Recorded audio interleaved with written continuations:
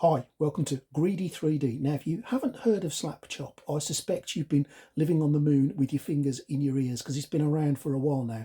But just in case you've returned from your Ludo trip, we will talk you through exactly what is Slap Chop and take away any of the mystery. And I have to say, I used it this week for the first time in anger on my Red Skull model, and I was astounded how well it came out. Now, if you like what you see and you like all things 3D print and paint, don't forget to subscribe to the channel. You can also buy any of the paints that you see used today from my description in the link, because I am an Amazon affiliate and a little bit will kick back to the channel if you buy from there, but it won't cost you guys a penny more. So stay tuned and let's see what this Slap Chop is all about.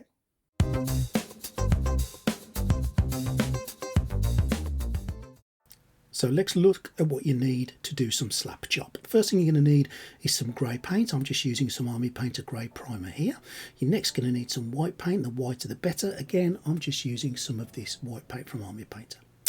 Two kinds of brushes that I use, both are dry brushes. These ones are the Army Painter brushes, or you can raid your wife's makeup set and nick one of these makeup brushes. Both of these are linked in the description. And thirdly, you're going to need some contrast paints, and I'm using Speed Paint from the Army Painter, but you can use Citadel if you wish. The last thing you're going to need is the model itself, and it needs to be painted jet black. Matte black is what you need. First step you're going to do is take your grey primer, grey paint. You're going to dollop it onto your wet palette, and you're going to take your dry brush and load the brush fully. Now we want to make sure we get it all over the brush, including the edges and the outer bits as well.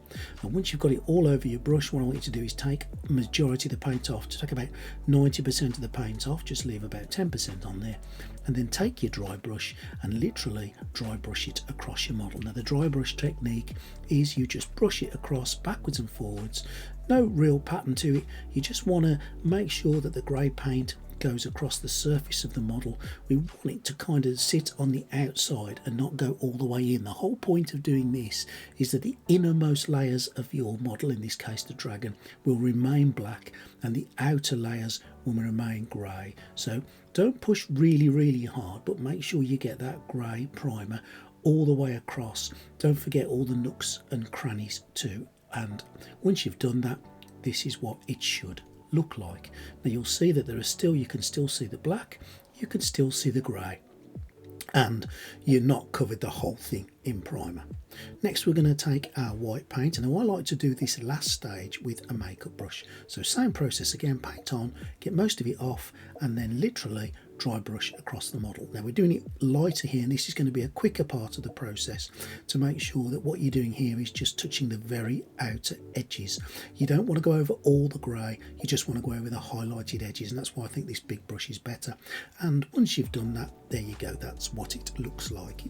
You can see the grey, you can see the black, and you now also can see the white, and that is how you get the first stage done.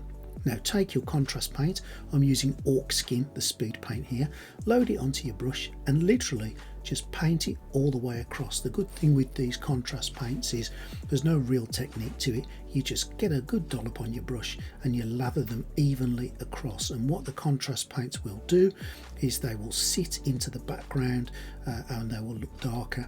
The bits on the highlighted areas will look lighter, and the bits in the medium areas will look just in between. And that's the whole point of the contrast paints, and that's why Slap Chop is so easy to do and so quick. And there we go, that's what the model looks like. Now you can see that this early stage, that you can see where the green is a different shade on the outer edges and it's darker on the little bits. I say an early stage because what you need to do is varnish it. Once you varnish it, the whole thing comes to life, as you can see there, and looks absolutely amazing. Now if I'd have painted the eyes and painted the teeth and maybe just dry brushed something a little over the scales, just as I would do if I were finishing this model would look amazing. But the whole point of this is to see the contrast colours in the green. Now you may recall in my last video I did the Red Skull, and I did exactly the same technique for him. Here you can see me putting the grey on with the Army Painter brush, getting it all over him. And let's have a quick look at what he looks like. Next I got the white on a big makeup brush and I splattered it all across him there, just concentrating on the highlighted areas, as you can see, and you can already see where the speed paints are going to settle in and where they're going to sit on the outside. And then I took some red speed paint and I covered him in that, and this is what he looked like after a layer of varnish. And that is slap chop. It's really, really easy, it's really, really quick, and I'm sure you agree that the effects are really, really amazing.